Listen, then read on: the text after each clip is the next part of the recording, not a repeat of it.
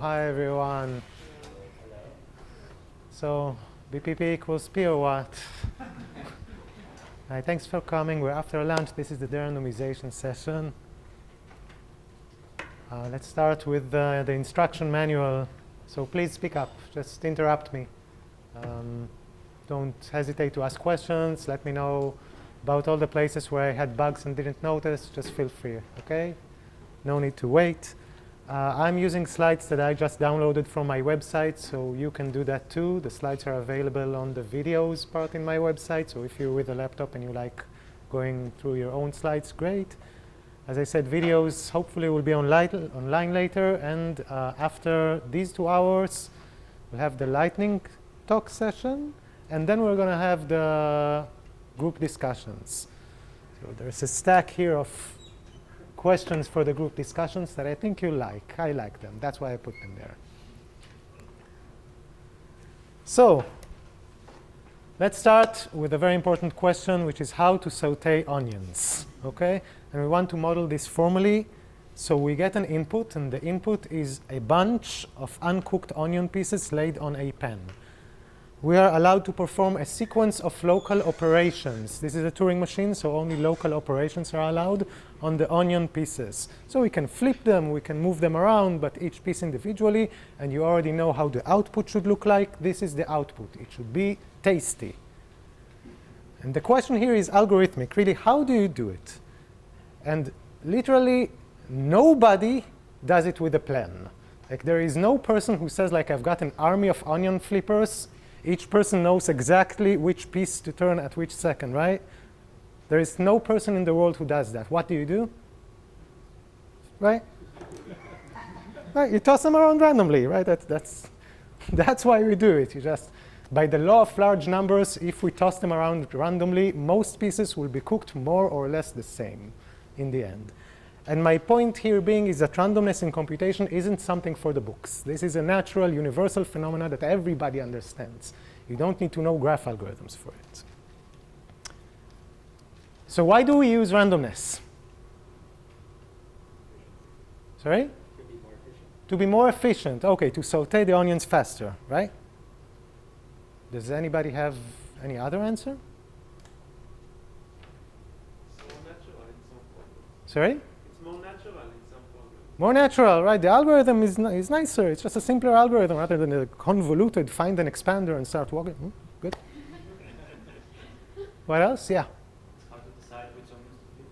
Sorry? It's hard to decide which onions to flip. It's hard to decide why. I can't. Which onions.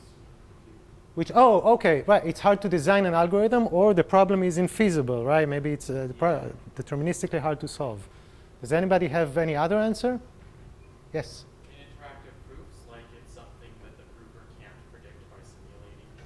Oh, good. OK, fantastic. So you inserted another player into this game. Maybe we are the verifiers. We are weak. We want to handle a prover that's computationally much stronger than us. And the prover knows all of our secrets, right? It's like you're 2 years old. You're dealing with your parents. They know everything. You have no choice other than to act at random. OK? So this is basically the crypto setting. And we've mentioned the sublinear algorithm setting. These are all settings in which we must use randomness. Like, you can prove it in a second. There's no choice other than using randomness. Some of you might have noticed that this is the derandomization session, though. So maybe, I don't know, maybe BPP equals P, and we still use randomness. But you just said, right? Maybe it's simpler or more natural. Maybe it's quicker. So do we really have to, or does it make algorithms simpler or quicker, or is it useless? What's going on? The main now, of course, all of these answers are true, depending on the setting. So the question that we're going to focus in is, what is the value of randomness in any specific computational context that you can think of? Crypto, sublinear algorithms, decision problems, search problems, sauteing onions. When exactly is it helpful? When is it not helpful? And exactly what does it buy us? Simpler algorithms? Faster algorithms? How faster? Quadratic? Linear? What does it buy? And why? How can we understand it? And as you know, we're complexity theorists. We're obsessed with decision problems. So here's a decision problem. We are given x, we need to decide whether or not x belongs in the language. Why would tossing a coin help us? Like I have an input x, I'm trying to decide, I toss the coin, great. Probability half it is, probability half it isn't. Okay. Now, of course, this is true. Tossing one coin never helps us. We can simulate one coin. The issue is that we are tossing many coins, and maybe tossing many coins helps us. And the point that I want to make is that, as usual, what we really care about is search problems. We care about finding interesting objects, tossing many coins and finding something of interest. The problem of finding good coins for a probabilistic algorithm is just a special case. Fortunately, we have a good search to decision reduction. So I'm not going to go through this in detail, but it appears on the worksheets. It appears on the full slides if you'll download them. There's a standard search to decision reduction defining a class of search problems that is the natural class that you'll think about. And it allows us to just talk about decision problems and be simple and forget about the rest. In the 1970s, they defined this class, BPP, decision problems, and kind of implicitly conjectured that BPP equals P. You won't find it in the first papers that talk about it, because everybody assumed that everybody conjectures this for no good reason in the 70s. I literally have no idea why they conjectured it. They just assumed that they can de-randomize all algorithms. But starting in the early 80s and with the connection to crypto, we have a firm theoretical basis for this conjecture, which is the focus of what we're going to study in this workshop, hardness versus randomness. You assume some kind of natural hardness assumptions from complexity theory, originally from cryptography. You build PRGs. You deduce that BPP equals P and all of the relatives. AM equals NP. You can de-randomize all sorts of other stuff. And as we know today, it's a question at the heart of theory. Right? It's related to everything from P versus NP, circuit lower bounds, crypto interactive proofs, metacomplexity, and so on. I assume that you know this. So here is the plan for the 6 hours. We're going to have two halves. The first half is going to talk about PRGs. We'll start with the reconstructive paradigm, which is basically the only way we know how to build PRGs from hardness assumptions. We're going to talk about it in general, and then we're going to see one construction, full details, A to Z. It's going to be Nisan-Wigderson, because of course it's going to be Nisan-Wigderson.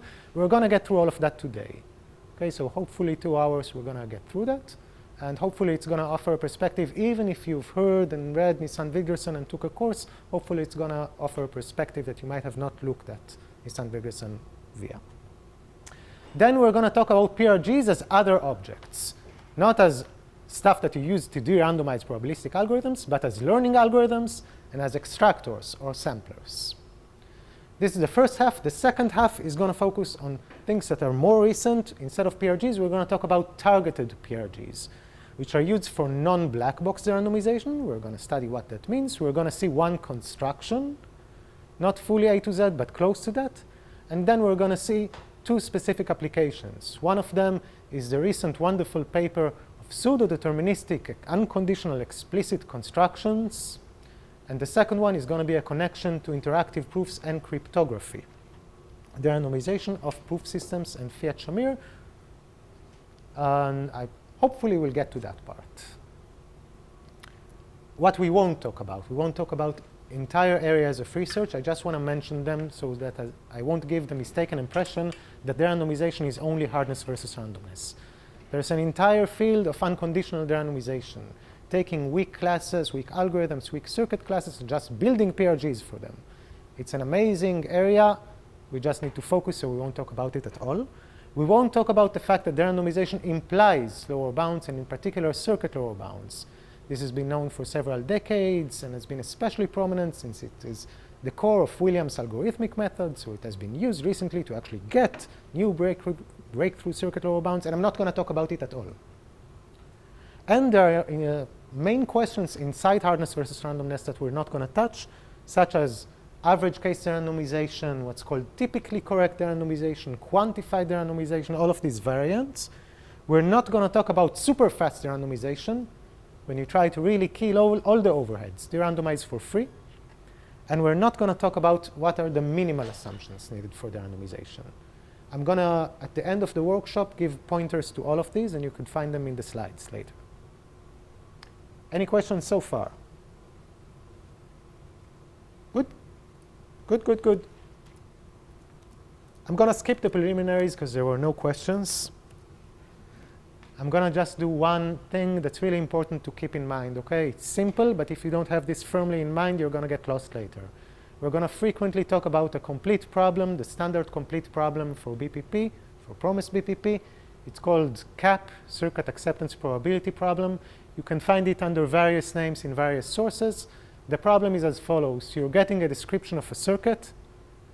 That circuit either has high acceptance probability or has low acceptance probability. And you need to decide which case we're in. For simplicity here, it's a linear sized circuit. The problem is still complete like that. We're going to keep it linear sized throughout the workshop. Is it in BPP? How can you solve this? Sorry, I heard the right answer from somewhere here. Right, exactly. We're given the circuit. We just sample a few inputs for it, and we see whether or not the probability that it accepts is high or low. That's it. Trivial. The point is that it's also complete for promised BPP. So how come? Let's go through this slowly and once. So we want to derandomize some problem in promised BPP. The problem, I'm denoting it by pi. It's solvable by a probabilistic machine M. I'm given an input x. Okay, the input x is written down in front of me. I build the circuit d sub x. X is hardwired into d sub x. And the circuit d sub x gets random coins r as input. It computes the value of m when m works with input x and random coins r, and outputs whatever m outputs. So d sub x gets random coins r and tells us what m would do on input x with these coins r. And without loss of generality, d sub x is of linear size. The way I described it is of quasi-linear size, so do padding. I don't care. Let's brush this off. And the point is that the probability that d sub x accepts a random r is exactly the probability that m says yes on x. Because the input to d sub x is the random coins to m.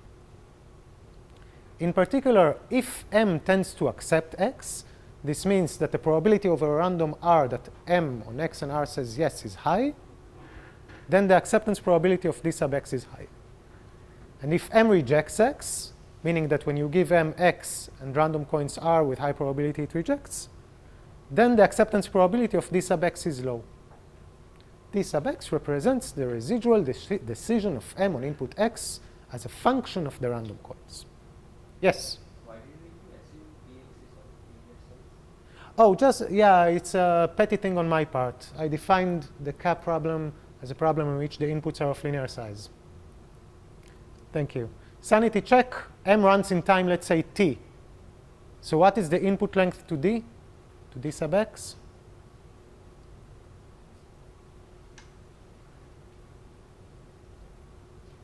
T. Yes, t, exactly. M runs in time t. So without loss of generality, it uses t random coins. And this is the input that we're going to give d sub x. T bits representing the random coins of m. OK. Questions about this? Yes? So generally, while talking about complete problems for BPP, do we usually look at like many one reductions, randomized reductions? What's kind of the Oh, thank you. Yeah, yeah. So this problem is complete from promised BPP under polytime carp reductions, deterministic polytime carp reductions. And you can see the reduction here. We're getting an input x, we build d sub x, and we just send it off to CAP. but is that true generally? That like generally people care about carp reductions, or I mean, you have a complete problem with the simplest type of reduction, so you're done basically. I don't know if there is, like, I don't remember seeing any type of study of types of reductions, and I'm guessing that this is due to this reason, but if you think of an interesting question, cool. Any other questions? Okay, next part, PRGs. And this is going to be the last silly example, I promise. Okay, but I want to demonstrate a point. We're going to talk about hardness versus randomness. That's the main topic, right? And it sounds like something complicated that Avi Wigderson cooked up in the basement in the 1980s with circuit lower bounds. And I want to make the point that this is a natural thing. So please go back to your past as children And remember, the best method that you had to randomly choose one of your friends, which was eeny, meeny, miny, moe. Okay, if you've never played this, you go eeny, meeny, miny, moe, and there's like a sequence of syllables that you said, and in the end, when the sequence ends, that person is it. And as children, we have all used this as a fair coin toss. Okay, it's a fixed sequence of syllables. Nothing changes about it. But I remember myself being absolutely convinced that this is purely only fair. I mean, I was it. It's universal. Children all over the world use it. In Hebrew, it's called endendino. My friend from Bangalore told me that it is avalaki pavalak. It's a PRG that children all over the world use. And you know, the reason that it works is that when you are 3 years old, it's computationally infeasible to remember the length of eeny, meeny, miny, moe. So you're absolutely certain that the outcome is random. You really believe it. And I hope that the point lands that hardness versus randomness is something universal. Humans do it. You can look at the slides later. I looked it up. There are people all over Reddit being shocked as adults that this method is not random. Entire rants about it. Okay, so let's do it formally now, okay? This is the one-bit connection, hardness versus randomness. You'll find it in textbooks in Aurora Barak. So take a Boolean function on n bits and take some typical class of circuit C. Think of C as P over poly or whatever. Any normal circuit class would do. And the following two statements are equivalent. The first one tells us F is hard. For every procedure P in the class, the probability over a random input that P computes F is just a little more than a half plus epsilon. This is the meaning of F being hard in this context. So the first statement tells us that F is a hard function for the class. The second statement tells us that if we take x here at the bottom and we append f of x, this one bit, it looks random to the class. So for any circuit D in the class, the probability that D says yes on this x and f of x is the same up to epsilon to the probability that D says yes on a truly random input. And this is hardness versus randomness at its most basic and pure form. Tells you that these two things are equivalent. How many people have not seen this before? 2, 3, okay. Yeah, we're getting quite a few hands that are half raised shyly. Thank you very much for that. Appreciate it. So let's prove this, okay? It's not hard, and the crux of the idea, which looks really simple in this context, is going to carry later to all sorts of complicated generator stuff. So we want to prove that these two are equivalent. If I have a hard function, it's giving me pseudorandomness and vice versa. To prove, of course, we're going to do reduction, so let's prove the converse. Just prove that it's not the converse, just prove that the two negations are equivalent. So if there is P that computes F with advantage better than epsilon, then we can distinguish this from random and vice versa.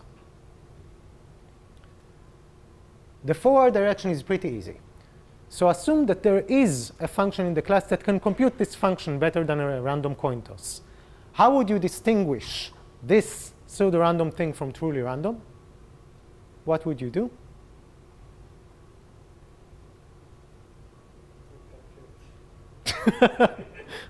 Thank you, Deong. Yes. You get a string. It's of length n plus 1. You look at the n-bit prefix, and you try to compute the last bit, right? And you have some advantage in computing f. So if the input that you're getting comes from the distribution x, f of x, then you're going to say yes with probability that's better than half. You're going to win more than epsilon over half. If it's truly random, whatever you do, you're not going to be able to actually predict the next bit. Yes, thank you. Existential both. Thank you very much. I did the negation of both without negating the quantifier. Good.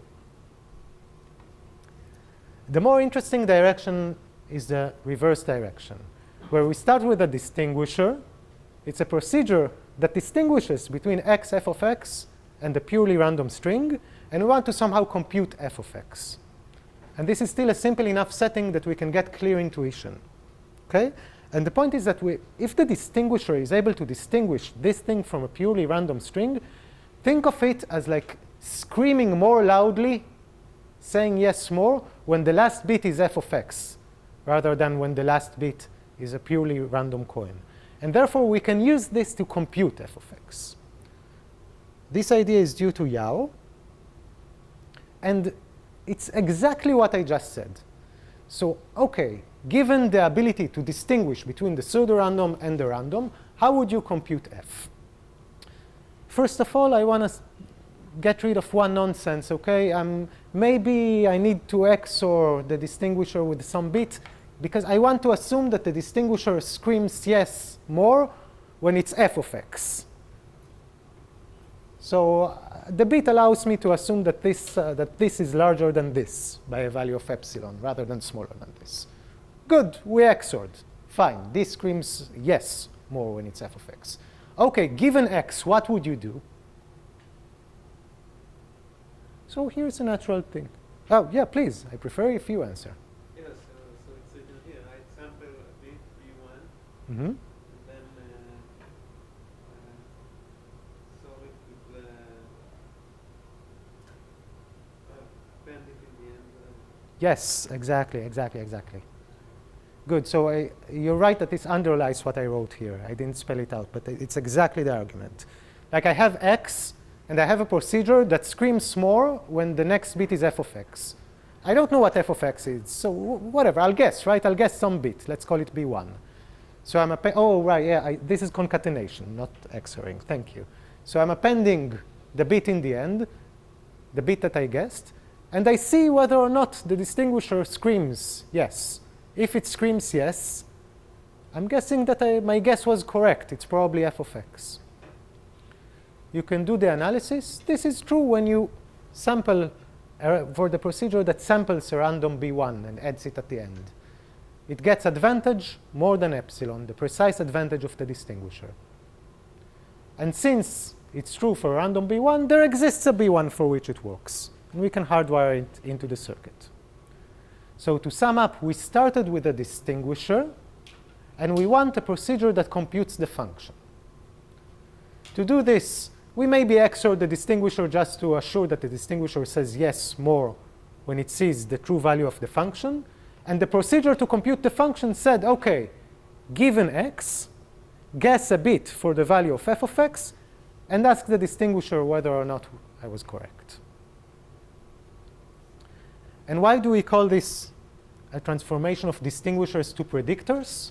Well, if you look at the pseudorandom distribution here, what's going on is that we started with a distinguisher, and we obtained a procedure that predicts the next bit in the pseudorandom distribution, f of x.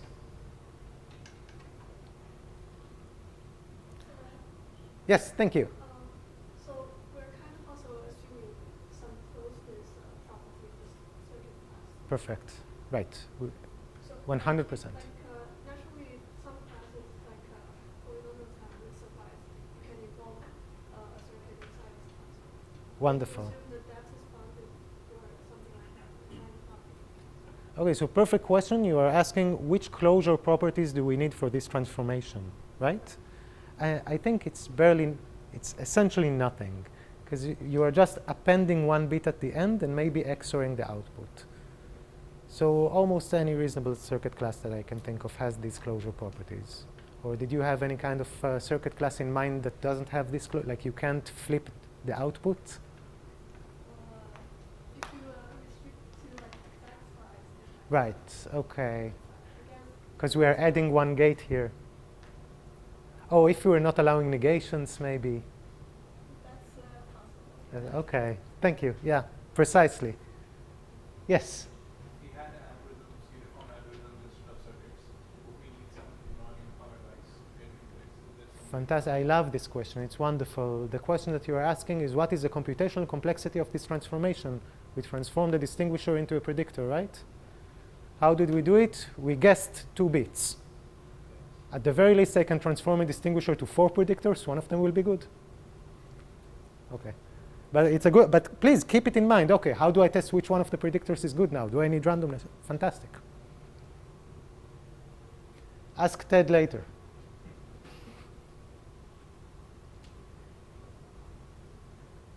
Any other questions?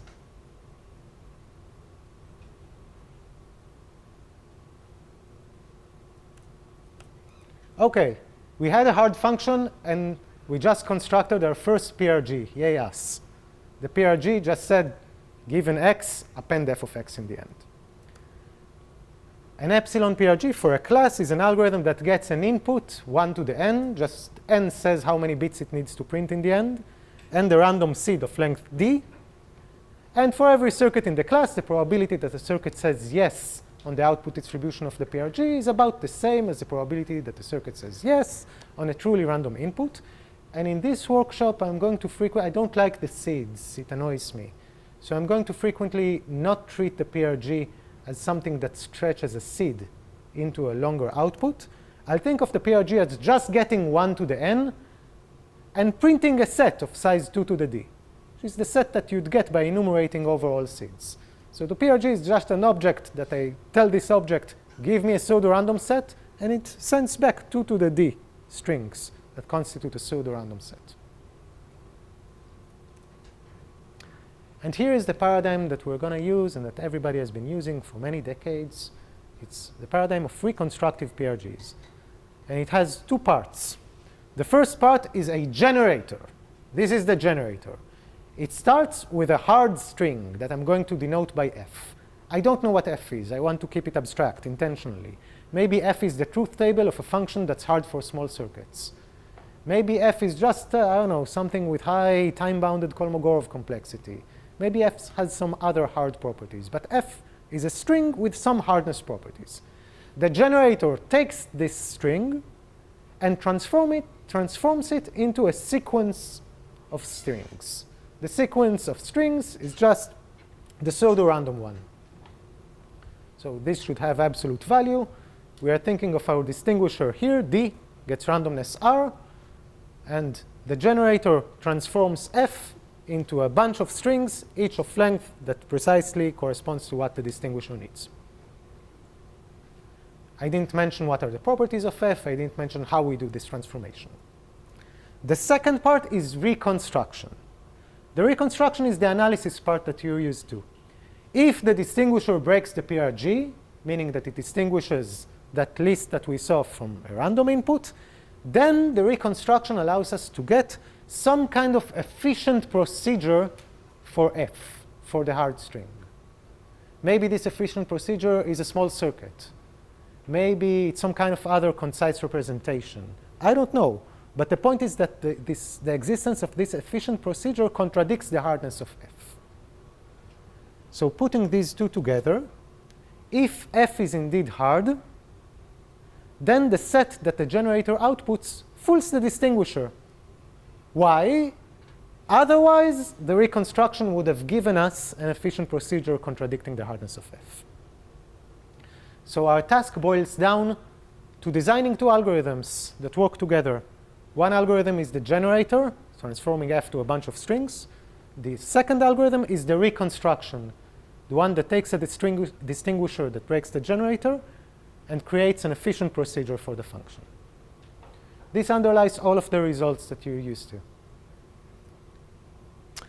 Some parameters to keep in mind that might be useful for the BPP equals p setting. So let's denote from now on the distinguisher as something that takes n bits and is of size roughly n, quasi-linear or linear, I don't really care. I was just trying to be formal, pretend that it's linear.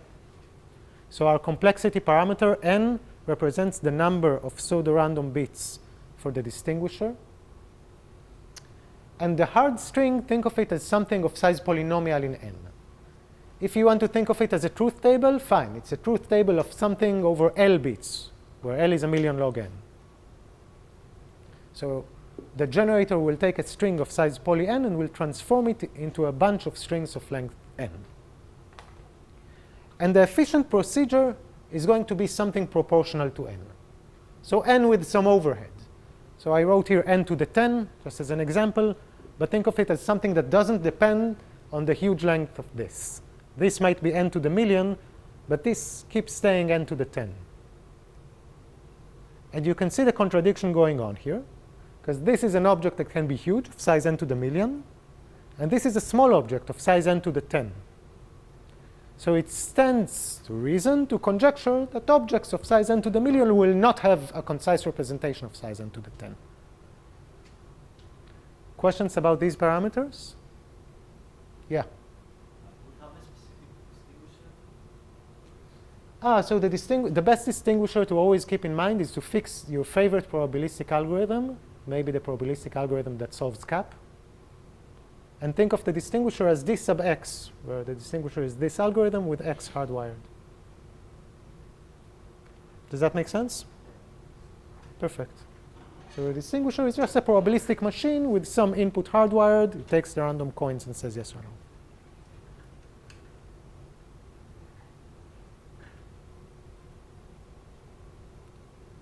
Any other questions? Is it too fast, too slow, boring, unclear? Yes? Good. We need to design an algorithm, right? So the point here is that we're going to design a reconstruction algorithm that takes a distinguisher and transforms it into an efficient procedure that computes this hard string. And writing 10 here is arbitrary, right? Different reconstruction algorithms will give you different values. But the point that you should think of is that the reconstruction algorithm is going to have some value here that's much smaller than this. Actually, the gain should depend on the complexity of Sorry, I just couldn't hear. the exponential importance should depend on the complexity of D as well. The exponent of? In importance should also depend on the complexity of D. Of f? Of d, right. The complexity depends on the complexity of d. So here d is of linear size, and I say, okay, let's take d and transform it here into something of size n to the 10. But we're going to see, this is a great question because we're going to see many different variations on this. You can think of this as something that carries around d as an oracle, as a black box, and only in the end you actually plug in d. You can think of this as something that actually uses the code of d. All variations are legitimate. Does that make sense? Yes. Perfect. In most reconstruction arguments, d is just carried around as a black box until the end. You just plug it in the end. But not in all of them. We're going to see, maybe we're going to see one.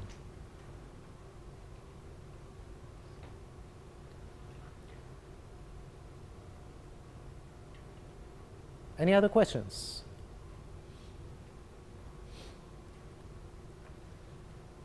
Let's build one generator in reconstruction. Let's build a pair, and let's prove one of the main results in complexity theory, okay? So let's build what's called the Nisan-Wigderson generator, which is, again, a generator and a reconstruction. So just taking a poll, which PRGs do you know? Nisan-Wigderson, yay! Okay. Just Nisan. Where? Sorry? Just Nisan, perfect, right. So Nisan's PRG is an example of an unconditional PRG that follows the Nisan-Wigderson framework, whereby follows, I mean, was invented earlier. Thank you. Yeah? PRGs from one-way functions, perfect. Thank you. That's great. So there were two examples outside hardness versus randomness. One is an unconditional PRG, and the other is Cryptoland when there is magic and wonder. Thank you. Yes? Sorry? INW generator, fantastic. So this is another example of a generator from the world of unconditional constructions. The INW generator just works, right? So there, I think there should be hundreds of PRGs in the world of unconditional constructions. These are good examples, Nisan and INW. I think here I'm asking like, okay, but which hardness versus randomness PRG is good? Nisan-Wigderson. We learn it in all the textbooks, in all the intro courses. Is this the only one? No, Ted, you're not getting it. Okay, no, but give one. Right. Schalti-Lumans, fantastic. Okay. So I think my point here that I wanted to make is that I discovered gradually that there were actually dozens known. We only teach Nisan-Wigderson because it's like a wonderful one to teach, very versatile, very simple, very cool. So you don't need to know this. This is for a general impression. So like the first box is Nisan-Wigderson and all of its relatives and cousins. It's a big family. And I wrote Nisan-Wigderson in parentheses because what we teach as Nisan-Wigderson is not really the Nisan-Wigderson generator. We teach something that was created a bit later, but we'll get to it. What Ted mentioned, Schalti-Lumans, is just one example. And these are generators that are good to re-randomize BPP. The generator is a deterministic algorithm. Reconstruction is non-uniform. It spits out a circuit. This is what you're used to, right? You get like the reconstruction gives you a small circuit. There are analogies, generators that are good for derandomizing proof systems, AM equals NP. Clevants-Van Milkebeek, it's an adaptation of Nisan-Wigderson, and all of its extensions and improvements over the years. There are several. Just as a taste, the generator here is non-deterministic, like an NP-type machine, and the reconstruction is both non-uniform and non-deterministic. It's an analogy for the proof system world, but there are actually more. You can think of variations in which the reconstruction is a uniform algorithm. And this is true for specific hard functions. And again, there's a line of work here and another line of work for the randomization of proof systems. You toy with the reconstruction. It's efficient instead of non-uniform. There are non-black box variants with an entire line of research and an analogous line for proof systems. And there's the super fast regime, where everything has to work blazingly fast. And all of these, I listed quite a few, all of these are actual constructions. So just before starting to teach Nisan-Wigderson, I just wanted to mention that, like everyone else, I'm going to teach Nisan-Wigderson. But let's not think that this is the only generator in the world. It's actually just the first, the simplest, and there are better ones. Nisan-Wigderson is not optimal for certain regimes of parameters. Yes? Can you explain what these PRGs are, how they are different from the other ones mentioned? So, OK, let's start just in this box, Nisan-Wigderson. So the basic version is Nisan-Wigderson, what we're going to see. But it's suboptimal. It's not polytime for certain regimes of parameters. So a fantastic line of work later improved it to be optimal for the entire range of parameters. Shaltiel Umans, before that Raz, Reingold, Vatan. OK? And The other ones mentioned out loud, like the unconditional PRG. Why are they They typically use very different techniques. The unconditional PRGs are constructions that don't rely on hardness assumptions. They only work for weak classes of algorithms, for example, constant depth circuits. But they work, in contrast to these constructions, which if X, then they work. The unconditional ones just work. We're not in the best place in the world in the unconditional area. We still don't know how to build PRGs for CNFs with purely logarithmic seed, but we're getting there. OK.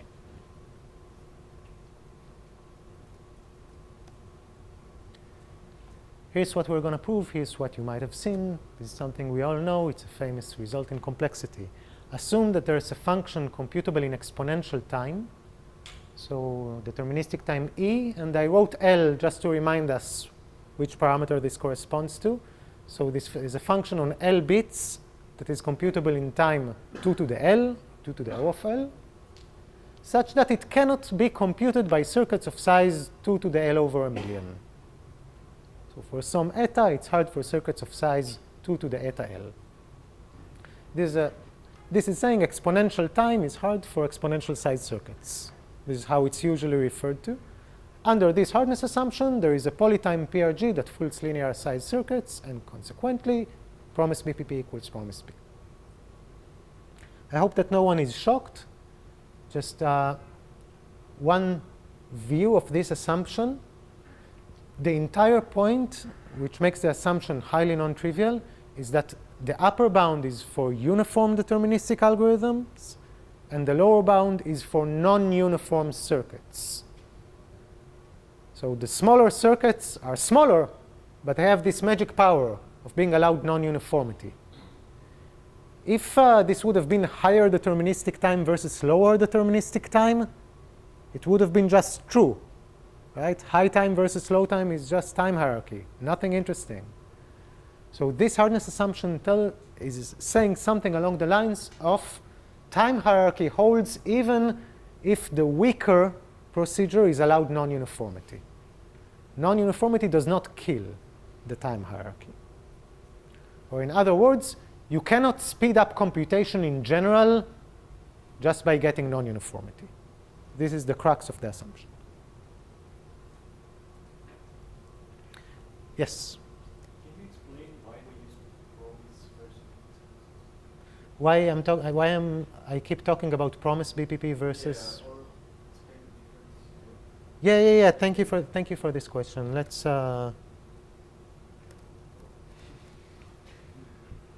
Okay, so I mean, I could talk about languages, right? A language is a subset of all strings. It's in BPP. For every input, there's a machine that for every input either says yes with high probability or no with high probability, right? And the promise problem is like there are yes inputs, there are no inputs, and there are I don't care inputs. And the machine says yes with high probability on yes and no with high probability on no and explodes on the don't care, and I'm fine. This is promise. It's more general, right? If I can de-randomize all promise problems, then in particular I can de-randomize all languages, because languages are a special case of promise problems. But why am I annoying you with this? In the P versus NP case, it doesn't matter for P versus NP. Here we don't know if it matters or not. Promise BPP is better behaved than BPP. It has a complete problem that we saw. It has a hierarchy, has search to decision, one-sided error versus two-sided error. All these classical results hold for the promise version. We don't know any of them for the standard version. And we don't know that BPP equals P implies promise BPP equals promise P. And all of our techniques work for the promise version. So BPP for languages without the promise, we don't understand it so well.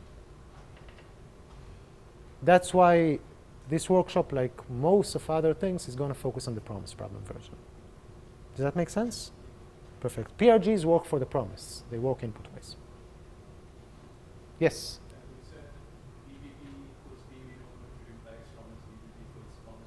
Yes. So the other direction, it's a good question. The other direction is immediate, because promise BPP equals promise P is a more general statement. Why? Because the class BPP is all languages solvable by a probabilistic machine. This is a special case of all promise problems, right? Some promise problems are languages. Yeah, but if every possible promise problem solvable probabilistically is also solvable deterministically, then in particular every language solvable probabilistically is also solvable deterministically.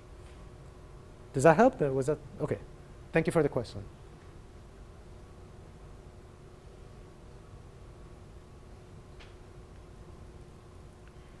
Good. We counted one time where we had to go back to the slide saying the basics. Please keep them coming. I want to be able to cover all the basics by the time we're done.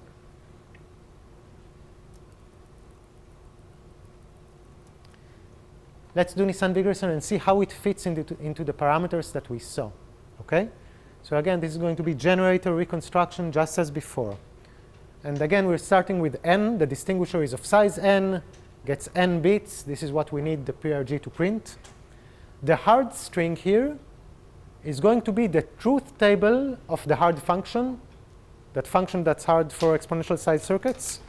The hard string is going to be its truth table on inputs of size L, where L is a big logarithm. L is like 1,000,000 log n. So what is the length of this truth table?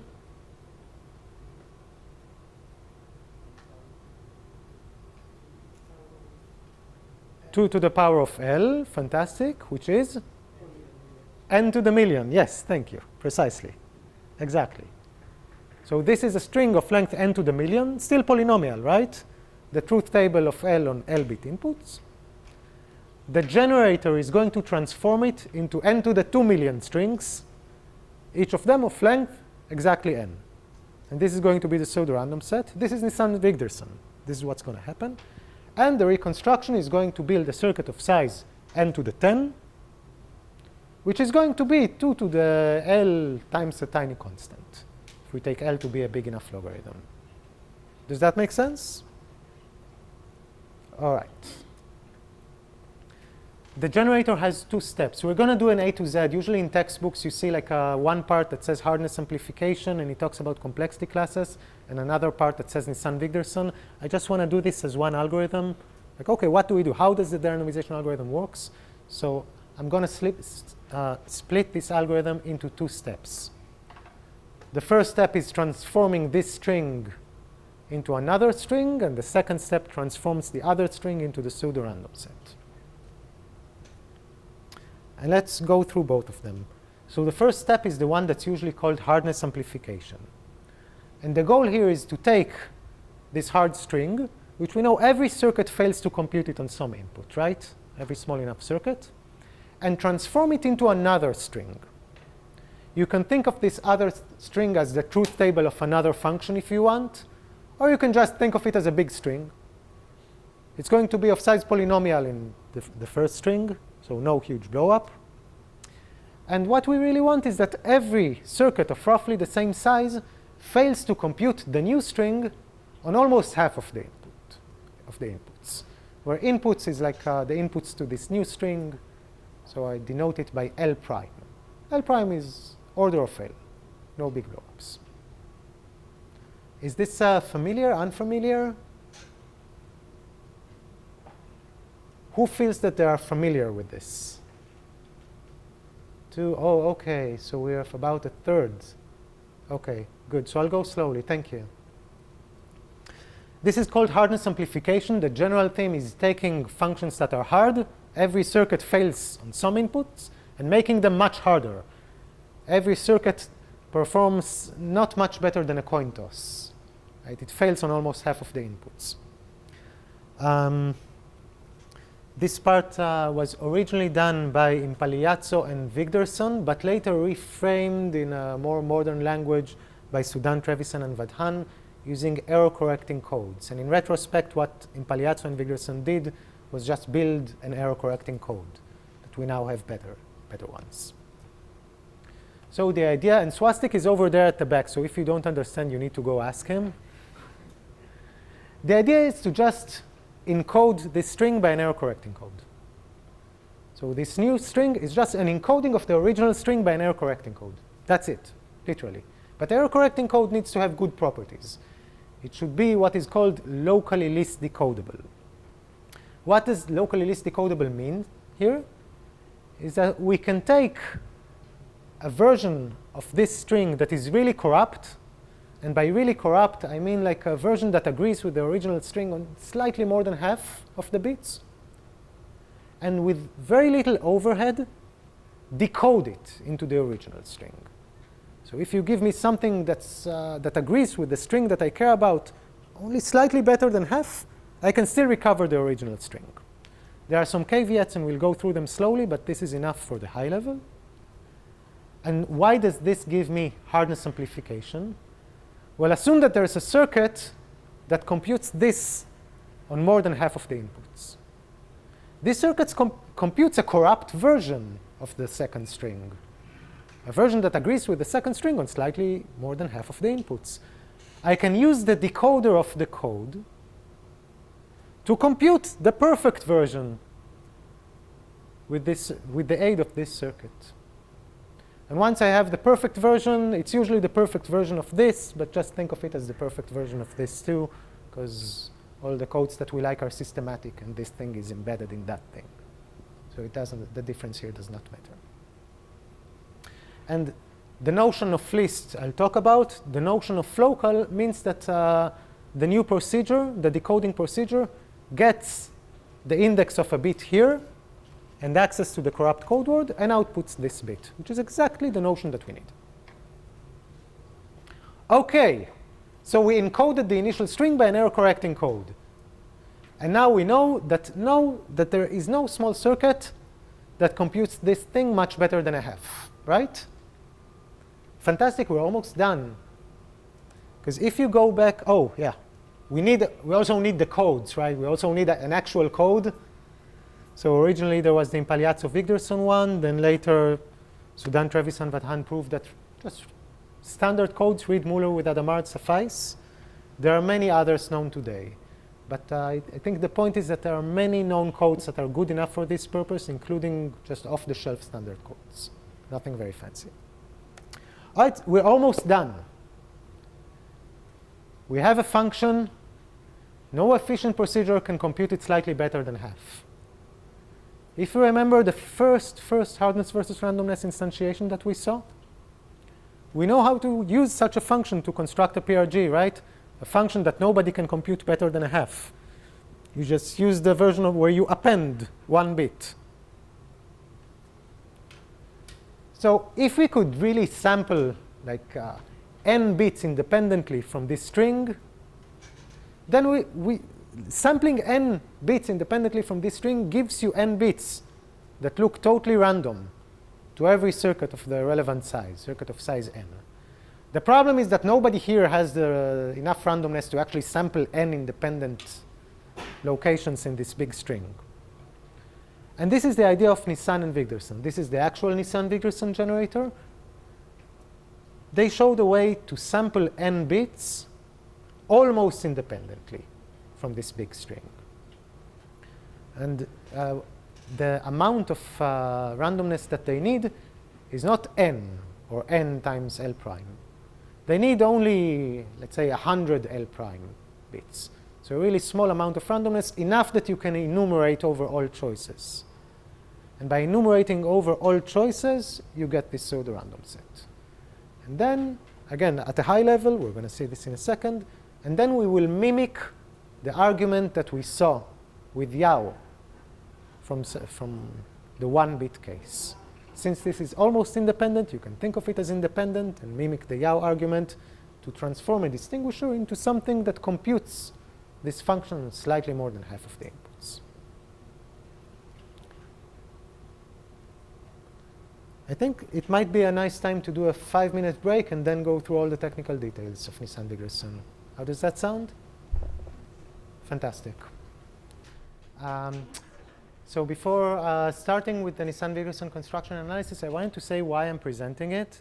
The main reason is that throughout the rest of the lectures, I want all of us to have like a concrete example in our head of a generator and a reconstruction, how they work and what we can expect, so that it won't be some abstract notion that we're taking as a black box. We will have seen one A to Z. And there's something that we can refer to whenever we will mention it, even if what will actually happen will be another generator. People who have seen Nisan-Wigderson before, it's always good to have a refresher. Seriously, I've been doing this for a while, and I still feel, you won't believe how many mistakes I've made when preparing the slides.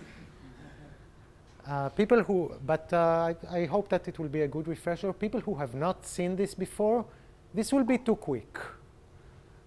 Some details will be missing and available at great length in the worksheets for the small group discussions, and you can also find them in standard textbooks. But please do slow me down. All right? If things are not clear, just tell me. I'll go through more slowly.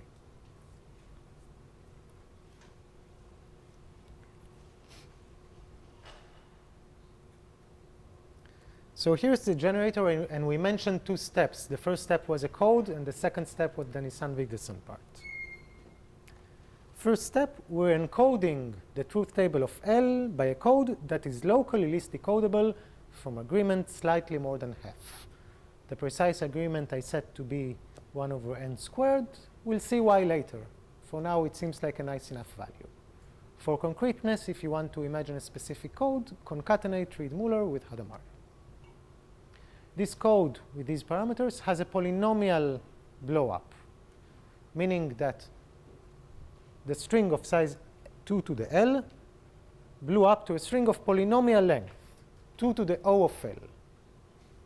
So if we think of this new string as the truth table of another function on L prime variables, what is L prime?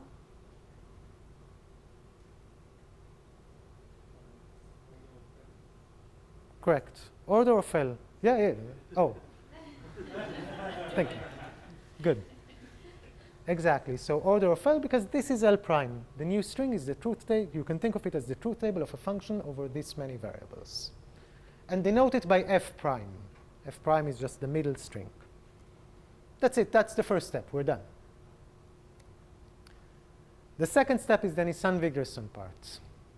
So I said we are going to want to try and sample n locations in F prime almost independently. The way to sample truly independently would be to sample n times L prime bits. Right? Just yes, n times L prime. Sample L prime bits and repeat this n times. This is crazy. Nobody has the random coins to do that. So we want to sample more efficiently. So here is the Nisan-Wigderson way to sample. So we sample d bits. D is O of L prime. and we fix in advance a set system. These are the famous combinatorial designs. The set system is a collection of sets, subsets of D prime. Each of these subsets is of size precisely L prime. So precisely the number of bits that we actually want to sample, right? We want to sample L prime n times. So each of these sets is of size exactly L prime. And we sample S of size D. And for each of the sets in the system, we look at the projection of S to the coordinates in this set. So if the set is T sub I, this is the projection of S to T sub I. How many bits are in the projection of S to T sub I? Is this an answer or a question? So 1 second, okay? Perfect, I'll get back to you. How many bits are in S projected to T sub I? Right, exactly. I want to make sure everybody's on board, okay? Yeah, but yeah. How many bits are in S projected to Ti? Size of Ti, which is?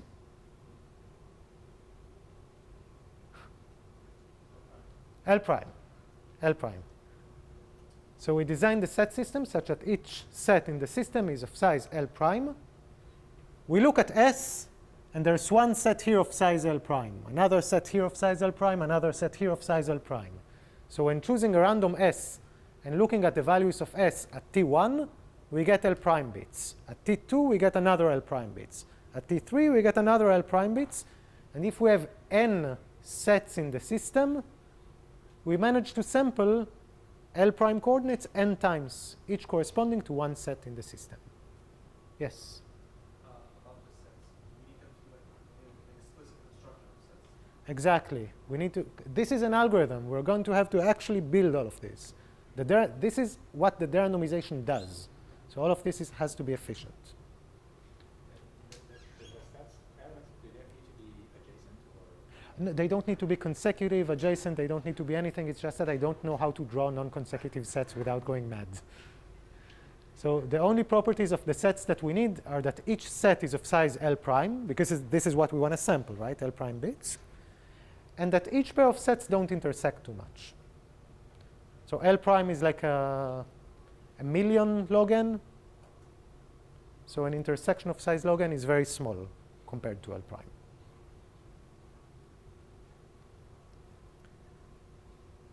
To recap, we sample S. This is the derandomization algorithm. Samples S. S is of size D. D is still a logarithm in n, right? D is O of L prime is O of L is log n. D is a logarithm.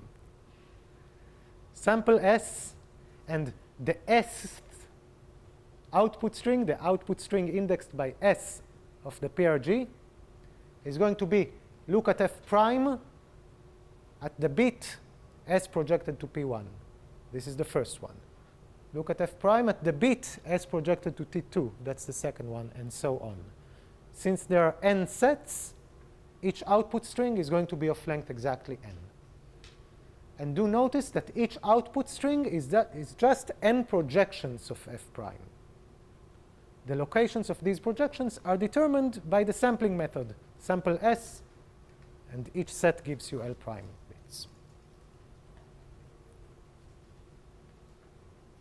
I'm going to give you just another moment to stare at this and ask questions before I move on. Yeah? Sorry, what is the subscript on F prime? Because I thought F returns a single bit. Oh, okay. So I think of F as of F prime as a string. Yeah. You're right. If we would have thought of it as a function, I would have needed parentheses here. It would have gotten S projected to T1 as an input. Thank you. Yeah. Define projection. Projection just means like this bit is a projection of a string. If this bit just appears in the string somewhere, and there's a function mapping strings to this bit, such that this bit is always the bit in the corresponding string. Does that make sense? So formally, projection is a function, right? A projection function maps a string to its ith bit. So if the projection, each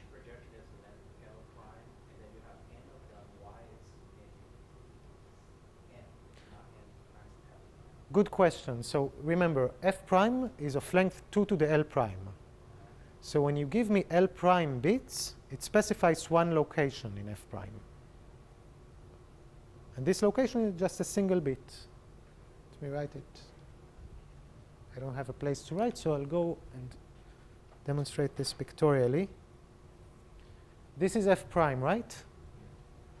So when you give me L prime bits, they specify an index, this index. And what will appear in the pseudorandom string is just the bit corresponding to this index. So the projection is One bit. Projection is just one bit. So each of these is just one bit. The bit that appears in f prime in location s at t1. You look at s, you look at t1, it gives you L prime bits. This specifies a location in f prime. And you write it down in the ith coordinate.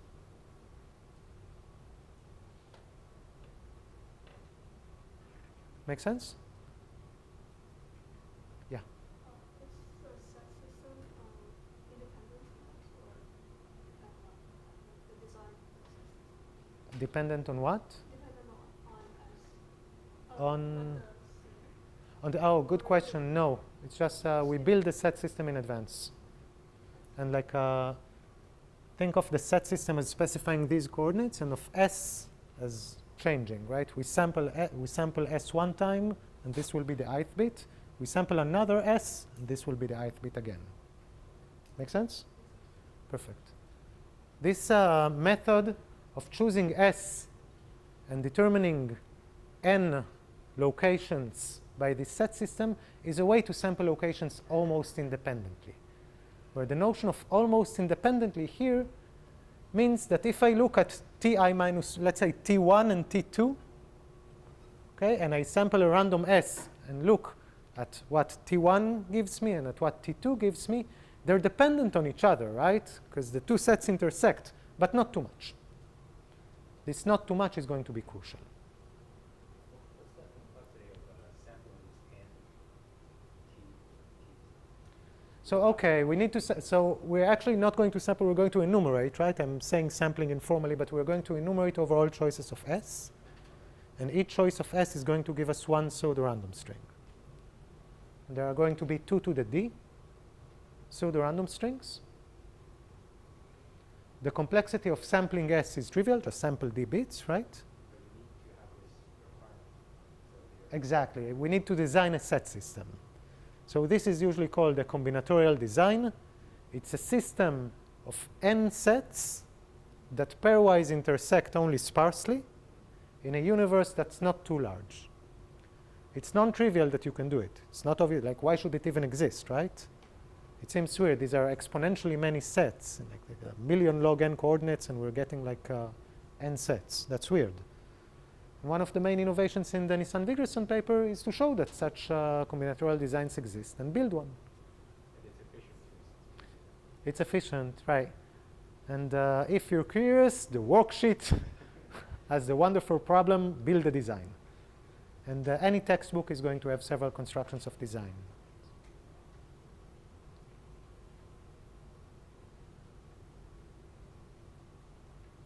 So if you want to convince yourself at some point, start with a random one, right? Just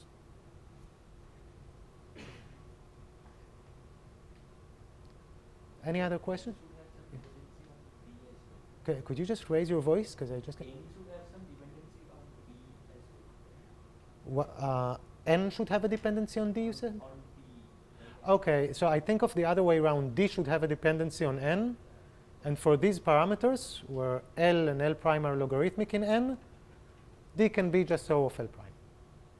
In general, it's a slightly more complicated expression. It's L prime squared over log N. But for this particular regime, it's just O of L.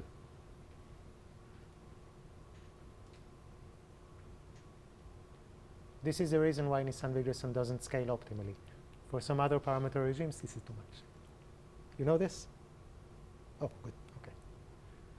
Any other questions? Okay, that was it. That was the Nisan-Wigderson generator.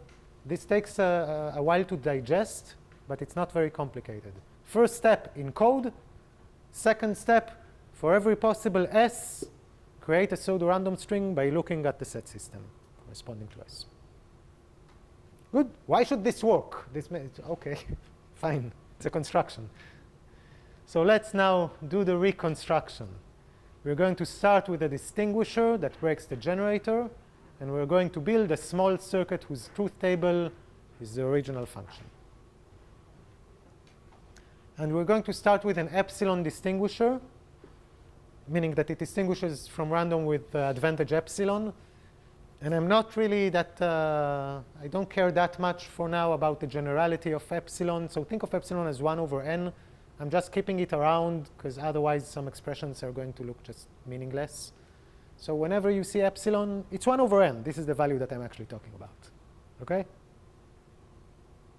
So given an epsilon distinguisher, let's start with the same thing that Yao did.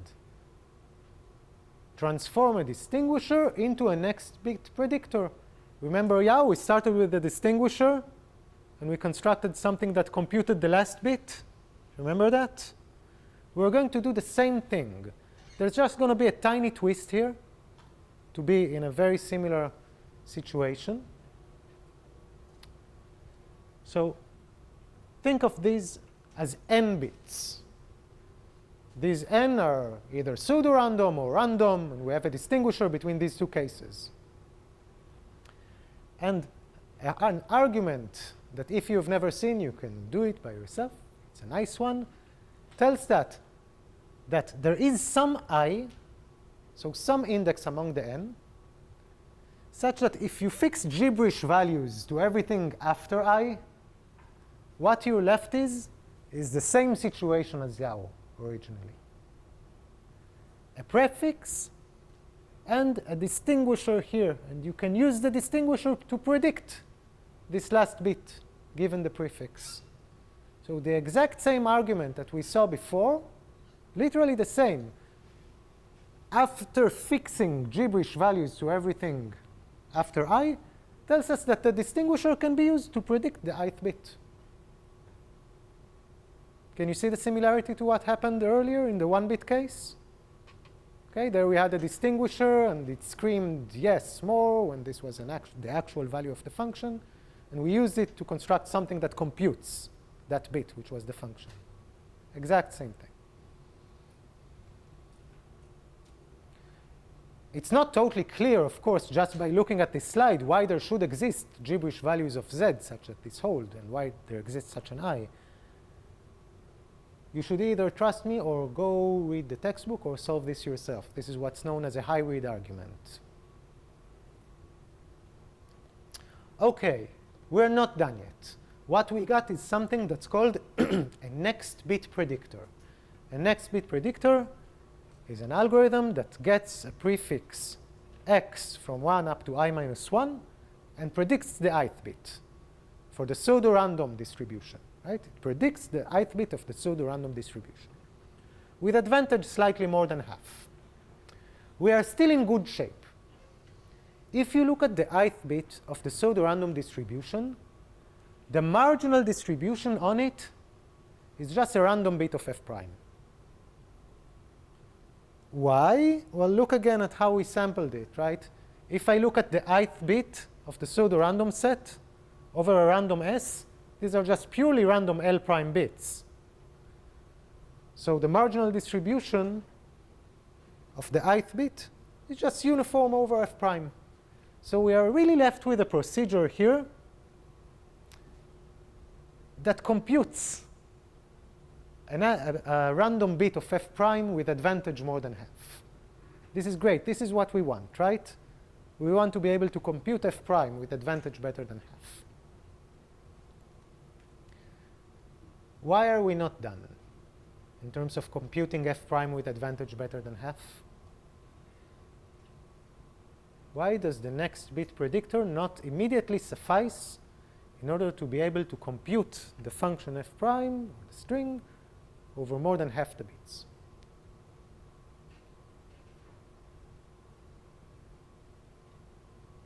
Yes? Oh, you're perfectly right that we will need to compute a worst case bit. You're absolutely right. This is going to be the second step with the decoding and the code. But for now, I'm saying we're not even done in computing f prime on more than half the bits. Think of the input-output behavior of the predictor. What does it get as input?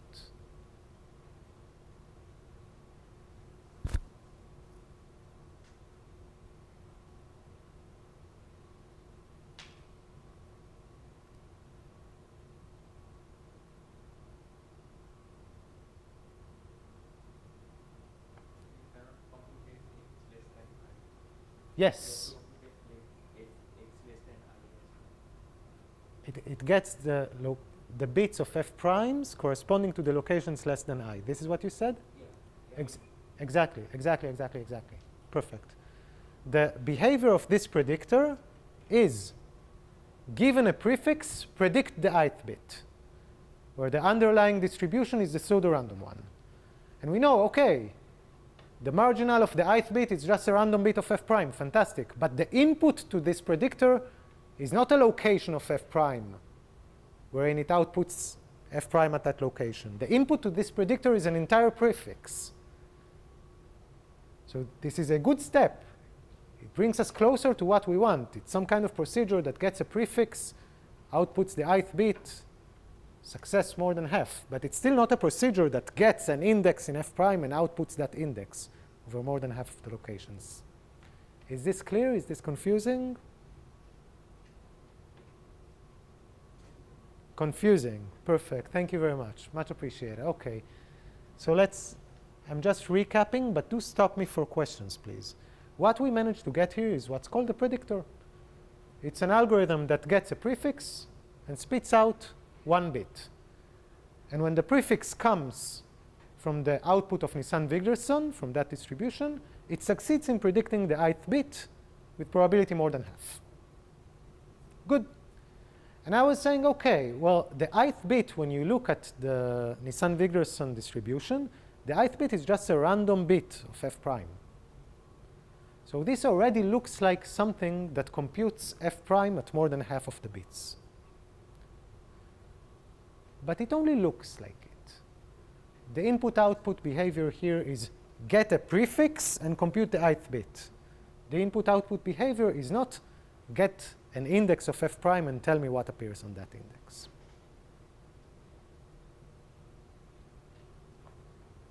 Better, not done yet. Good, okay. I'll open up for questions.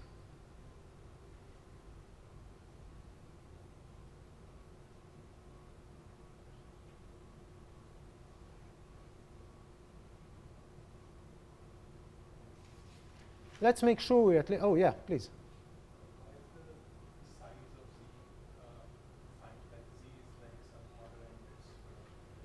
C is what, sorry? Yeah, let's say n over 2. Good, n minus psi, basically. But let's say n over 2. We get some advice, and this advice is not a problem. If we got too much advice, predict the Aha, okay, so I'm saying that there exists, it's a great question. There exists one value of z, so n bits, such that we are able to predict more than, with probability more than half. And the point is f prime is of size n to the million, right? So n bits of advice shouldn't matter so much.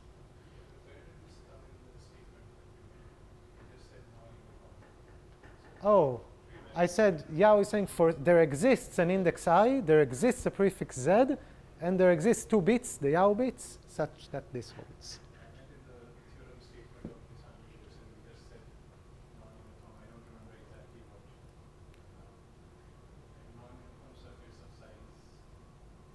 Size n to the 10, which is going to be 2 to the L over a million.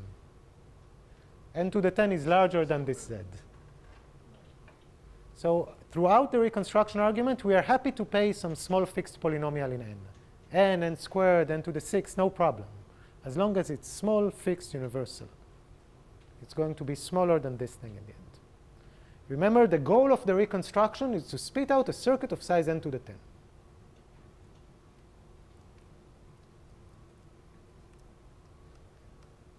So I think that what was confusing here is that I said that this looks like something, and then I said why it looks like something, but it's not that thing. So let me skip that part, and instead let's just make sure that we know what this is, actually, rather than what this looks like but really isn't. What is this? It's a procedure that gets a prefix and spits out a bit, and with probability more than half, when this comes from the Nisan-Wigderson distribution, it's correct. People seem more convinced now, so I'm happy. Is it for arbitrary I or just I is? There exists an I. There exists an I. There exists a Z too, right? I mean, there exists an I, there exists a Z. Hopefully, God will give us those as a non-uniform advice. Okay, we have a predictor. Now we want a procedure that computes f prime on more than half the bits. And by computes, no games. It gets a location in f prime and prints the bit at that location. It's correct over more than half of the bits. Is it clear what we're trying to build? Right, just a circuit that computes half with advantage better than like some noticeable advantage over half. How will we do it? Okay, we are still, now we have I. I is the critical index. It's the index where the predictor manages to predict noticeably better than half. Fix this I. We are going to think of a seed that again has some gibberish everywhere except the ith coordinate. I'm telling you there exists such gibberish values that maintain the advantage of the predictor. Should not believe me, you should work it out, but it exists. It's an averaging argument. And we really now think of an algorithm that gets L prime bits, a location in f prime, these are L prime bits. We'll call it y. Puts y in the ith set. And after putting y in the ith set, if you look at the output of Nisan-Wigderson, what appears in the ith position?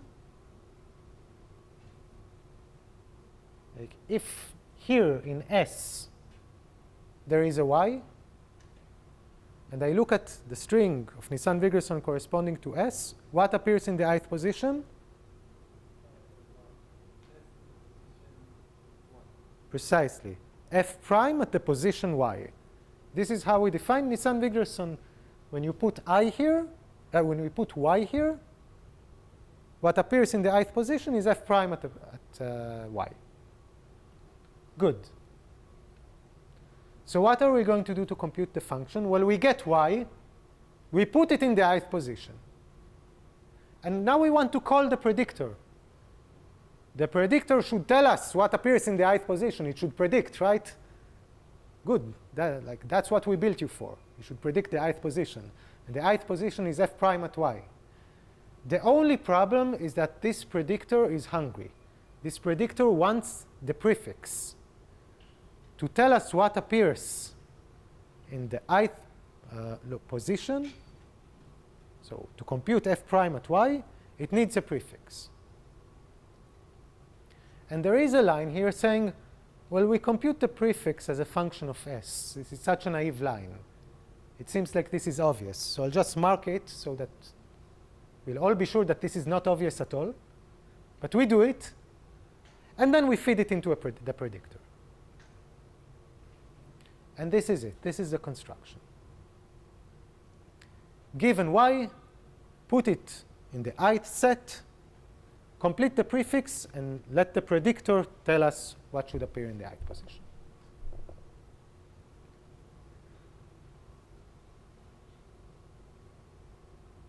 Is the construction clear in terms of being well specified?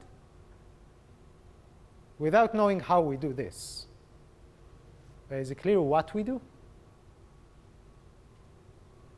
Can you code this, calling the green stuff as a black box? No? Perfect. Thank you. Okay. So what is S at this point? All right, let's do it. We have a predictor for the ith location, right? And I'm telling you what we want to do is getting y, putting some universal predetermined gibberish in a seed that we are going to construct, S, everywhere except the ith set. Now, if I put y here and gibberish elsewhere, what I got is a seed, right? Good. This is a seed. Now let's compute the prefix corresponding to that seed. Every seed is going to give us some x, so in particular, every seed is going to give us some prefix. And now call the predictor. If I do this for a truly random S prime, what I get is exactly the output distribution of NW. Good. So the predictor should work in this case, meaning that I can just fix S prime to be some gibberish value, and the predictor still works with the same advantage. Hence, the final algorithm is going to use this fixed S prime. It gets y, puts y here, and puts gibberish elsewhere to get S, computes the prefix as a function of S, and calls the predictor. Yeah? How can we compute the prefix without computing that? Without computing F prime, total magic. Yes, it looks like a lie. It's a chicken and egg thing. Good. Hold on for a second. Yeah, exactly. Like what? We want to compute F, so the first thing is compute F at a bunch of locations. What? Okay. No. You're spot on. Let me answer that and then go back for more questions, okay, instead of jumping back and forth. So the point is that the sets intersect very little. So if you look at the first location, okay, we want to compute the prefix now, right? The first location corresponds to T1.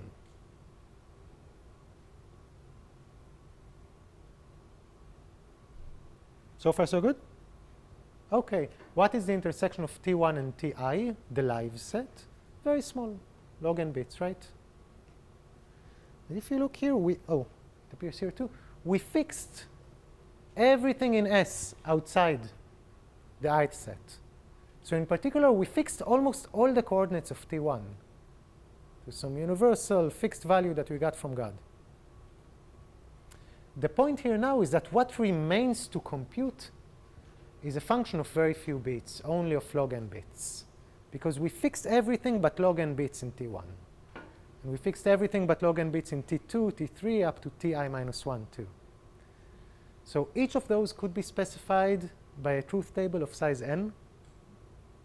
And there are I such truth tables, so at most n squared. So there is a circuit of size at most n squared that computes this magic chicken and egg problem. Is that clear? Perfect. More questions?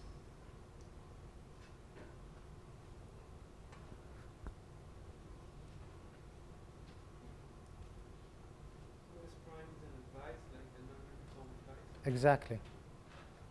There is some, by averaging, there is some S prime that maintains the advantage of the predictor. Yeah. The predictor didn't really know S. The predictor sees a prefix and just tells us what the next bit is.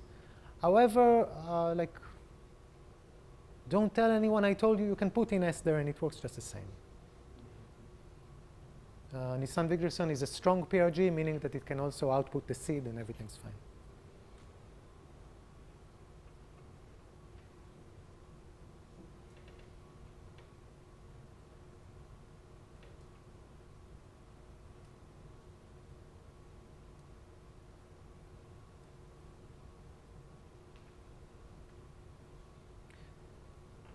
This is, I'm still going to wait for a second because this is the end of the first step of reconstruction. We got a predictor, and from a predictor, we got a procedure that computes the ith bit, which is really just a bit in f prime with probability more than half. So this is a circuit that computes f prime correctly on more than half of the bits.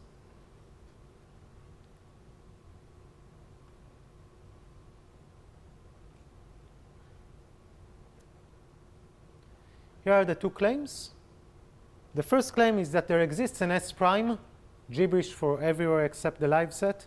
There exists an S prime such that this advantage is maintained and obtained. It looks complicated, but if you work it out, it's a plain averaging argument. There's nothing there. The proof will be one line.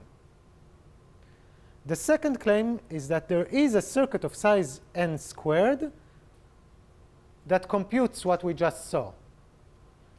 Get y, complete the prefix accordingly, and then call the predictor. And I'm calling it an oracle circuit just because it calls the predictor as an oracle. So I hope it's not too confusing. What I really mean is just a circuit. It's a circuit that gets y and computes the prefix corresponding to y and to all the gibberish in S prime.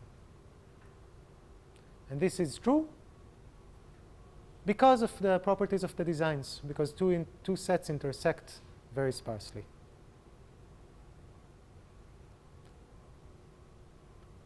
The part with working it out, of course, appears in your worksheets. So feel free to refer to that if you want to work out the full proof.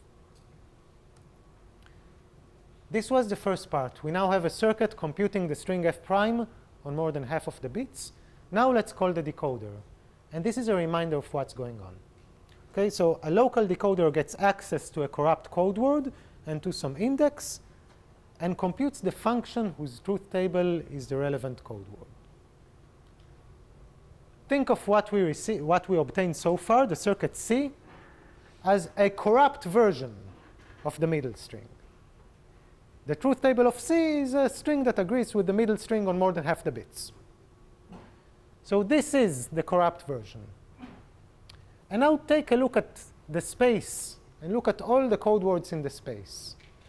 And draw a ball of radius half minus a little bit. Now the middle string f prime is somewhere in this ball, right? Because we said that C is close up to almost a half to this middle string. So in this ball, this middle string appears somewhere. Yeah? If we're talking about correcting to a code word, isn't this a locally correctable code? In this A? Isn't what we're describing here a locally correctable code? Because we're correcting to like the encoded thing rather than the message? Oh, I don't even distinguish. Yeah, you're right. I don't even distinguish between the two. It's a systematic code, so the original message appears somewhere in the code. Yeah. Perfect.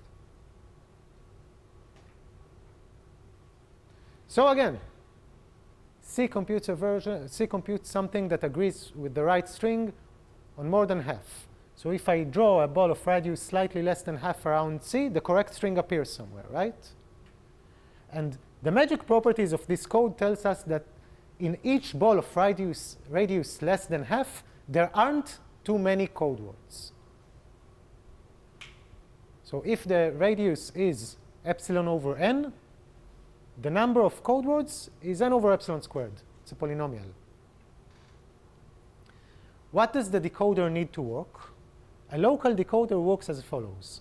You tell it the index of one of these words in the ball. This is the first one, the second one, the third one, and so on. It can't correct to all of these words simultaneously, right? It needs to know which one it should correct to. So you give it the index here. Oh, actually the index of this one. We want to give it the index of the correct one. You tell us, please correct C to that code word. And given this index, the decoder gets the index of a location and prints that location in the code word. This is the API of a local list decoder. And this is precisely what we need, like one-to-one. Like magic, this is precisely what works here. So fix some index. The index of the correct word in the ball around C. Where do we get this index from? Non-uniform advice, exactly. Someone will help us, no worries, non-uniform advice. Okay? We're going to hardwire it into the circuit. Fix this non-uniform advice. Use the local decoder and give the local decoder C as the corrupt code word. And here's the final algorithm F. It gets L prime bits. It runs the local decoder with the right index and with the C as the corrupt code word. There is some sigma such that F computes F prime correctly on all y's by the API of the local decoder. This is the guarantee. And the local decoder does not have large complexity. So the size of f is the size of C, right? Because it uses C, the corrupt code word, times the decoder runtime, which is roughly, it's an inverse polynomial in the distance from half. So n over epsilon say to the 4. And the poly L here is a minor term. And that's it. That was the entirety of the construction. So let's sum it up. We started with the predictor. The predictor was nothing. It was just, OK, fix z, and maybe XOR with a bit. This is Yao. Then we transformed the predictor into a circuit that computes f prime on more than half of the inputs. That was the part with the designs and with the chicken and egg problem. And that circuit had side roughly n squared. And then we used the decoder with the correct index to correct that circuit to a circuit that agrees with f prime on all the coordinates. And again, the overhead here wasn't too large. That's the overhead of list decoding, of local list decoding.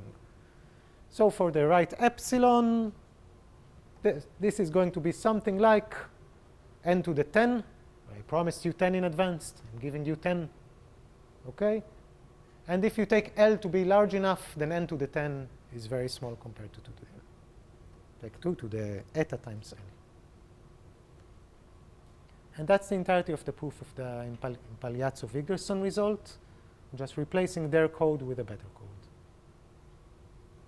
Yeah? Have we found a family of functions that are hard for non-deterministic small circuits? You mean non-uniform small circuits, right? Uniform, yeah. That's the problem of circuit lower bounds. But have we done it? We're not close to that, yeah, fortunately. It's, as you might prove in the worksheets, it's equivalent to PRGs.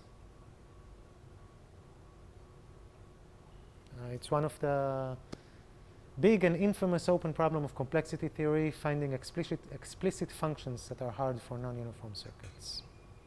Yeah?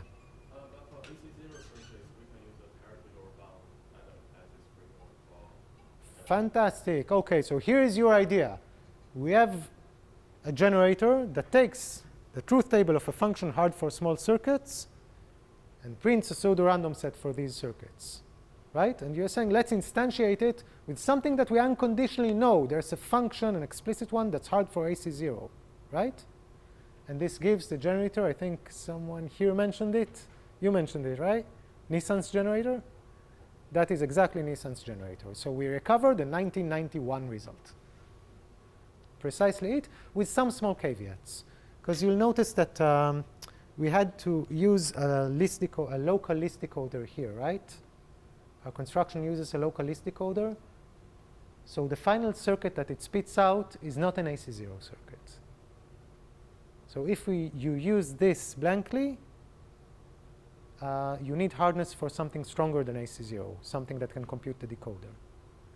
Fortunately, the AC0 lower bound also holds on average, so you don't need such a strong decoder. That's the reason Nisan's generator works. Does that make sense? Great. Yes, Wastik. Conceivably, we could use something other than projection. That when we created new inputs to feed into hardware, Yeah. we could use things other than projection. Is that Interesting. But I mean, OK, so the immediate thought that I have is encode it and then use projections of the encoding. But you're thinking maybe something different. Use everything available to us? How to see it, want to produce half the cells. So I'm thinking, OK, if you are using the same predicate for each bit, then basically you got an encoding and did projections of that encoding just with this predicate. So for your idea to make sense, we need to use a different predicate for each coordinate. Might still work.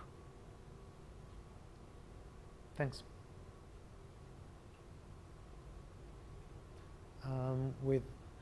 You know what? OK. There is one generator that does what you ask. The Nisan-Wigderson was improved to Chaltiel-Umans and then to Umans. And Umans is like the state of the art in this type of hardness versus randomness. And it uses something more clever. It bunches together elements in each coordinate. It's nice.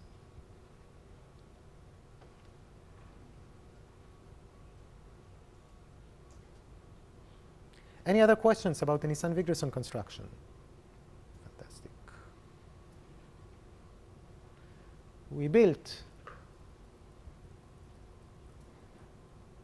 a generator and we built a reconstruction. And now let's recap. I'm not happy. In our reconstruction, we were very sad. We kept being stuck and asking for non-uniform advice from the gods. And I don't know how we should actually get it. In other words, like without a joke, the reconstruction that we described so far is a gives a non-uniform circuit. This non-uniform circuit gets z, I, s prime, the values of the function f prime on some locations. Can we do better than that? And I argue that just by inspection, the answer is already yes. It seems non-uniform, but it actually isn't. It was quite a uniform and efficient algorithm. So my claim now is going to be that the reconstruction here is actually efficient and uniform. It just needs one type of non-trivial information. So much of the things that we did were averaging. There exists a suffix z. There exists s prime. These kind of things that you do with averaging, you can also do just with Markov or something. So instead of saying there exists, you can choose at random z, you can choose at random s prime, you can choose at random I. With inversely small polynomial probability, 1 over n squared will be good enough. So we can choose z, I, s prime, and the bits b1, b2 at random, and will be good with probability 1 over n squared. Again, Markov's inequality, nothing really. And to actually build a circuit that gets y and builds a prefix for the predictor, all we needed was values of f prime. We were trying to construct small truth tables corresponding to each fixed set. For example, T1. This is a truth table of size n. So all we need to compute is just n values of f prime. And we know exactly where these values will be. So to build this circuit C, the circuit that uses a predictor to compute f prime correctly on more than half of the bits, we just need to query f prime in n squared locations. Yes? For the next week predictor, we also need to know in which direction the inequality goes, right? Sorry, could you? So in the next, when you build the next week predictor Yeah. on the hybrid inequality, Yeah. you also need to know like which direction the inequality goes. Like, does it output one more? Right. So that It would come from the non-uniform. so that's the B part. The B is 2 bits. Maybe I XOR the output. And B has, how do you know B cannot guess B? I don't, I guess. I'm not claiming high success. I'm claiming success probability at least 1 over n squared. So I don't mind guessing B and losing a half.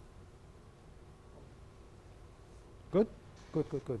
This is not a high success algorithm, right? It guesses. With some noticeable probability, it succeeds. The third claim is quite trivial. I'm saying we don't really need the index for list decoding. There were like n over epsilon squared words.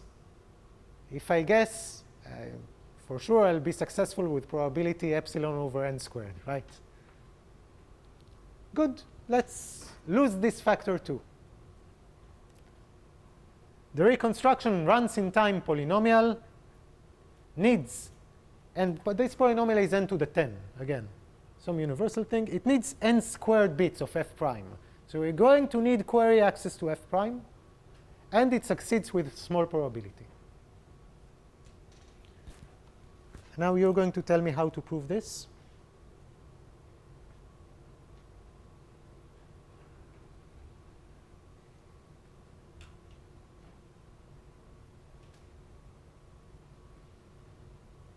That's the amplification. Yes. So elaborate. So do this multiple times and then OK. We did it. Initially, we were successful with probability only epsilon over n to the 4, right?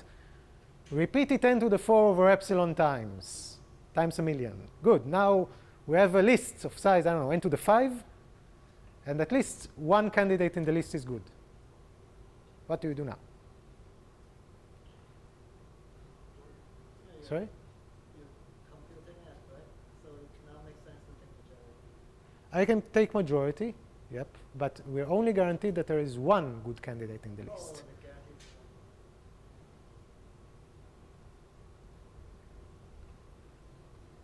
I'm confused. So what's our goal? Our goal is to do the same thing, only take a few more queries and succeed with high probability instead of with low probability. Do the same thing. It's At like the- constructing a circuit. Yeah. I want to claim the first thing we said was reconstruction is non-uniform. Second thing we said, reconstruction is uniform, efficient, needs query access, succeeds with low probability. Now I want to say uniform, efficient, needs query access, succeeds with high probability.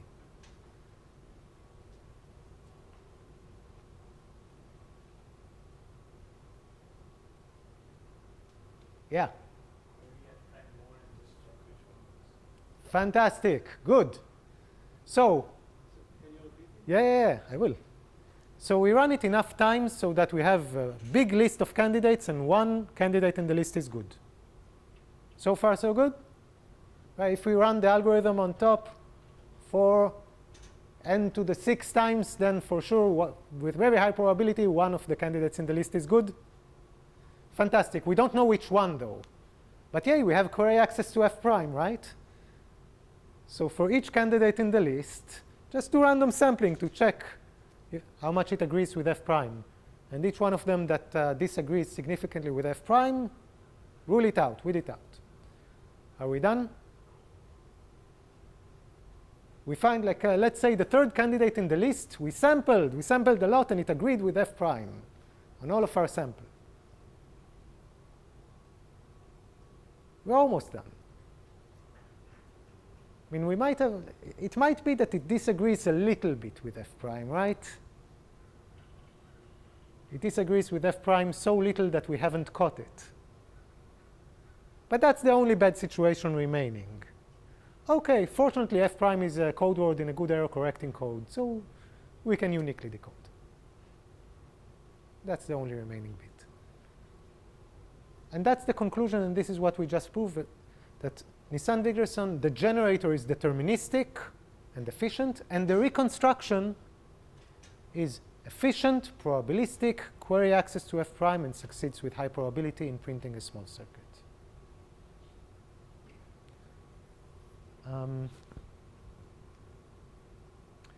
This is more than what you might have hoped for.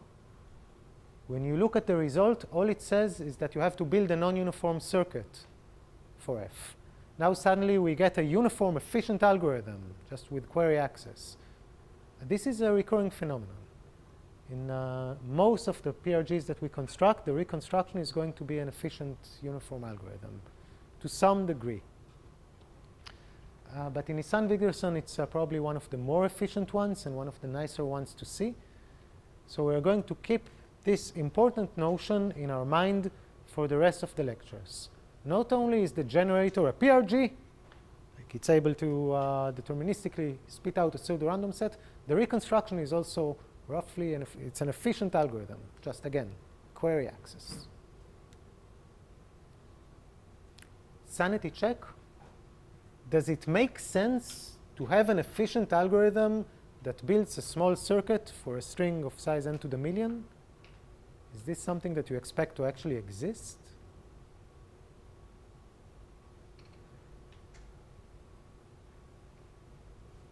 You're saying no. Why are you saying no? Oh, sorry, I was asking about, good. We expect some problems to be hard for certain instructions. Right? And for a random string, for sure, for a random string of... Right, good. And what is the notion of hard that you are thinking about? What is the notion of hard that you are thinking about? Oh, just circuit complexity. Circuit complexity, fantastic. So for a random string of size n to the million, There is no circuit of size n to the 10. Certainly, you can't efficiently build one. So the reconstruction does something totally magical. It compresses. It takes a string of size n to the million, and it spits out a representation of size n to the 10. Why is it able to do this? What in the, I mean, it's a proof, right? What did we use in the proof that allows us to actually do this? There is a distinguisher. Fantastic, exactly. We are able to do this because we are relying on something magical, a distinguisher for Nisan-Wigderson with that string. We don't expect Nisan-Wigderson with a random string to be efficiently distinguished. Actually, this proves that it cannot. So the reason that the reconstruction works, able to compress the string so efficiently, is that it relies on a magic distinguisher.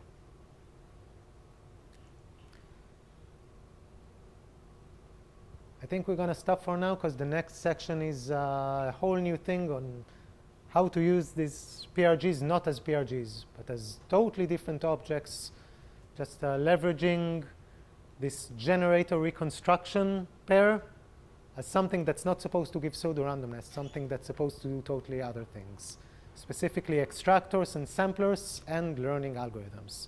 We'll see that next time. All right, see you later. Now, what is now? Lightning talks now? Lightning talks are now. Lightning talks are in 8 minutes here. Okay. Thank you.